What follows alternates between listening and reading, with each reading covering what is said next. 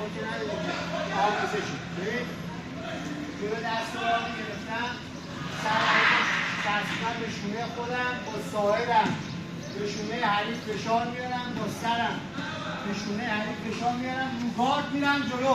ببین حریف داره میره بیرون، برای اینکه نره بیرون چیکار میکنه؟ میخواد بچرخه بیاد تو. نگاه کن جلوی حریف رو با گارد میگیرم، میخواد فشار بیاره بیاد کجا؟ جلو. فشار میاره بیا، میخواد نره بیرون، با فشار حریف نگاه کن تو سر حریف میزنم دیگه. این دست من جلو بازو نیست.